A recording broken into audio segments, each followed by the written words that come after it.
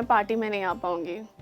ओह God, मुझे देर हो गई, निकलना पड़ेगा। So sorry, I am sorry, मेरी गलती की वजह से उसे लग गई ना। दोस्तों सॉरी कि मैं आपके हर कमेंट का जवाब नहीं दे पाती, लेकिन हाँ मैं कोशिश करती हूँ कि जितना हो सके मैं जवाब दूँ, और पढ़ती तो मैं सारे कमेंट्स हूँ। दोस्तों ये जो लास्ट वाला सॉरी था ना, वो दिल से था, लेकिन सॉरी सॉरी सॉरी ज़्यादा नहीं हो गया? आई मीन एक ही चीज़ रिपीट कर दी ना मैंने गलती या मतलब माफ़ी मांगने के लिए। और आप तो अच्छे से जानते हैं कि मुझे हमेशा आपको अलग अलग तरीक़ों से बोलना सिखाना बहुत अच्छा लगता है। जैसे कि मैंने सिखाया था आई लव यू, फिर थैंक यू, और अब मैं सिखाने वाली हूँ सॉरी को आप कैसे स्मार्टली अलग अलग तरीक़ों से बोल सकते हैं। तो दोस्तों जब आप कोई गलती कर देते हैं या फिर आपसे किसी का दिल दुख जाता है, सॉरी बोलते हैं राइट? लेकिन क्या कभी ऐसा हुआ है कि आप किसी से माफ़ी मांग रहे हैं, अपोलोजाइज़ करना चाह रहे हैं, लेकिन आपको सही तरीका ही समझ में नहीं आ रहा कि मैं क्या बोलूँ? आप हर सिचुएशन के लिए तो आप सिर्फ एक वर्ड का इस्तेमाल नहीं कर सकते ना, काफ़ी मतलब कन्विंसिंग नहीं लगता।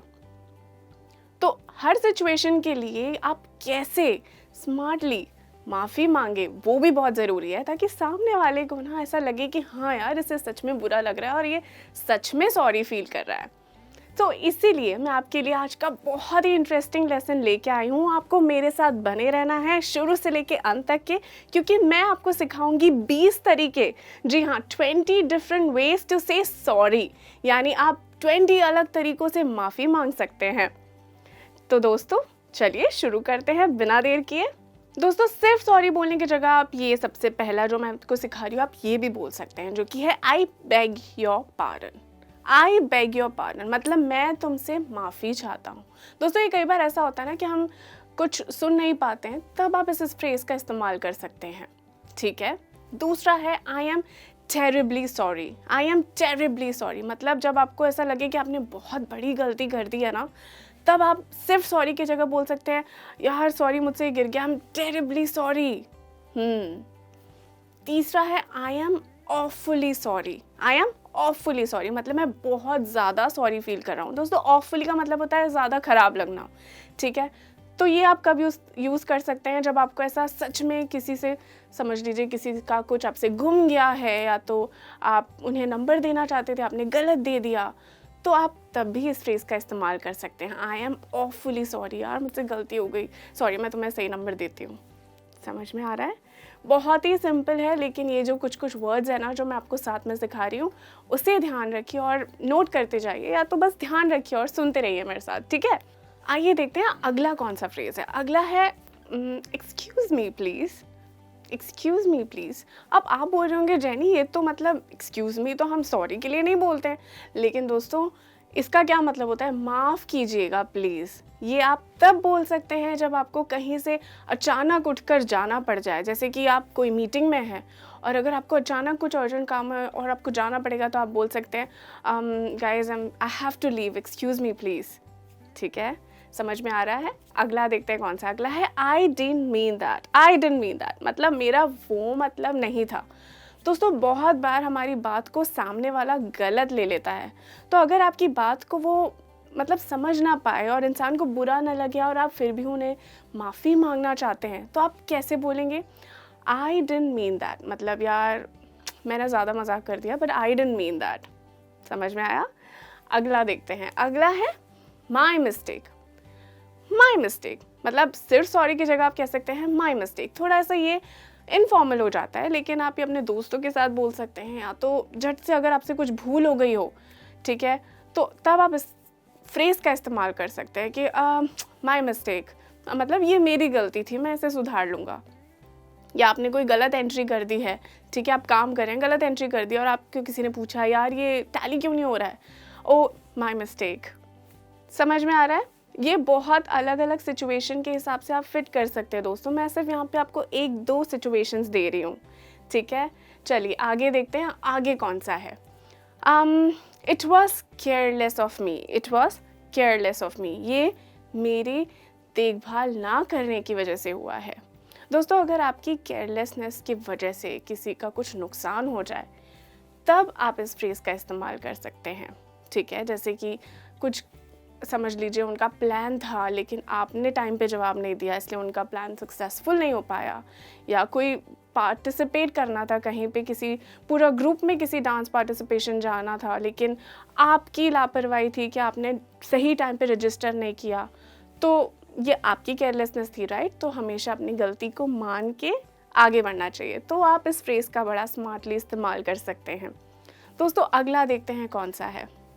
अगला है I am responsible for that, यानी कि मेरी जिम्मेदारी थी और मेरी गलती हो गई। मतलब इसमें आप अपने ऊपर ब्लेम ले रहे हैं कि आई am the one who was responsible और मेरी वजह से नहीं हुआ, उसके लिए मैं माफ़ी चाहता हूँ या मैं माफ़ी चाहती हूँ।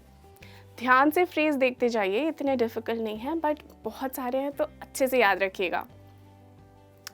दोस्तों अगला वाला है आई डिड दैट।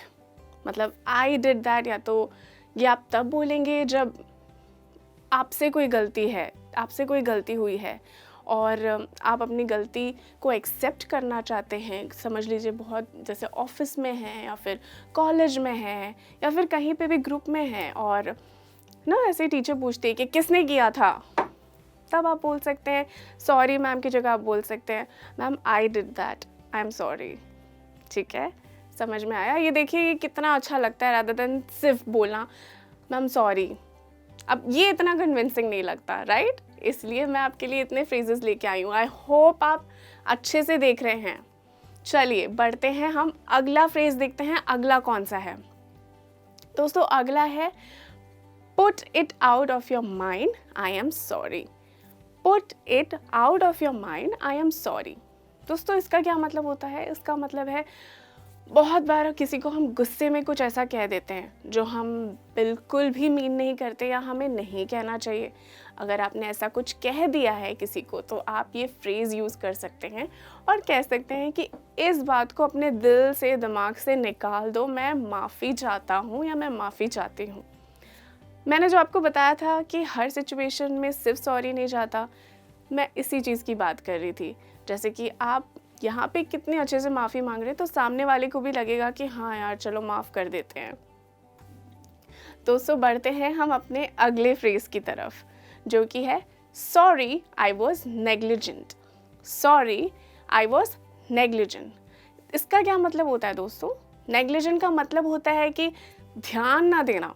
अगर आपने गलती से कोई चीज़ कर दी बिना सोचे समझे तो आप कह सकते हैं कि मैंने ध्यान नहीं दिया ना, इसलिए मेरे से गलती से हो गया, आई एम सो सॉरी। दोस्तों इसलिए कहते हैं ना कि ध्यान से कोई चीज़ें करनी चाहिए वरना माफ़ी मांगने की बारी आ जाती है और ज़रूरी नहीं कि सामने वाला एक्सेप्ट कर ले। तब आप इन फ्रेजेस का इस्तेमाल करके उन्हें थोड़ा कन्विंस कर सकते हैं। दोस्तों अगला देखते हैं आई रिग्रेट।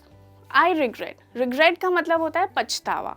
दोस्तों जब आपसे कोई ऐसी भूल हो जाए जिसका आपको बहुत दिल से पछतावा हो, ठीक है, तो आपको कभी कभी समझ में नहीं आता कि यार मैं कैसे माफ़ी मांगूं, तो आप डायरेक्टली ऐसे बोल सकते हैं कि आई रिग्रेट, मुझे बहुत पछतावा है कि मुझसे ये हो गया, प्लीज़ मुझे माफ़ कर दीजिए।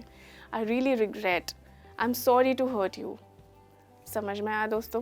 काफ़ी अच्छा लगता है और ये फ्रेजेस से आप काफ़ी अच्छे से अपने regular day to day life में ना यूज़ करके, प्रैक्टिस करके इसे इम्प्रूव कर सकते हैं, राइट? देखते हैं हम अगला फ्रेज़ कौन सा है। My bad. माई बैड, अब जैसे ये भी थोड़ा सा इनफॉर्मल हो जाता है, ये हम अपने दोस्तों के बीच में बोल सकते हैं। फ्रेंड्स इसको अपने ऑफिस में बॉस के सामने या किसी भी अपने सीनियर के सामने मत बोलिएगा, मतलब इतना फॉर्मल नहीं है ये। तो अगर आप अपने दोस्तों के बीच में हैं और आपसे कोई मिस्टेक हो जाती है या आपने किसी की टांग ज़्यादा ही खींच दी है और सामने वाला थोड़ा सा गुस्सा हो गया है या तो फिर उसे बुरा लग रहा है, तो आप बोल सकते हैं या फॉरगेट इट, माय बैड, मेरी गलती है, छोड़ दे यार, इतना भी दिल पे मत लगा। दोस्तों अगला है it's my fault. It's my fault मतलब ये बहुत ही सिंपल और एकदम डायरेक्ट तरीका है माफ़ी मांगने का, यानी कि आप कह रहे हैं ये मेरी गलती है, इट्स माई फॉल्ट। दोस्तों आगे देखते हैं कि अगला फ्रेज़ कौन सा है। अगला है I am to blame. I am to blame मतलब मैं जिम्मेदार हूँ इसके लिए। दोस्तों अगर आपको लग रहा है कि आपकी गलती के लिए किसी और को बोला जा रहा है तो आप ये फ्रेज़ का इस्तेमाल कर सकते हैं, ठीक है, ये बोलने के लिए कि उसकी गलती नहीं है, I am the one, I am to blame, I am to blame. समझ में आया? जब आपको किसी और की गलती नहीं होती है और अपनी गलती होती है और एक्सेप्ट करना होता है, तब भी आप इस फ्रेज़ का इस्तेमाल कर सकते हैं। दोस्तों अगला है I am responsible for that. I am responsible for that का मतलब होता है इसके लिए मैं ज़िम्मेदार हूँ। दोस्तों आप जब भी किसी भी चीज़ की रिस्पॉन्सिबिलिटी लेते हैं और आपसे कोई भूल हो जाती है ना, तब भी आप इस फ्रेज़ का इस्तेमाल कर सकते हैं that I am responsible for that.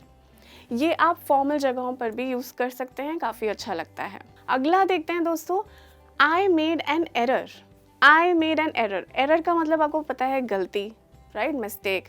तो यहाँ पे आप सॉरी की जगह ये भी कह सकते हैं कि मेरी गलती हो गई है, आई मेड एन एरर।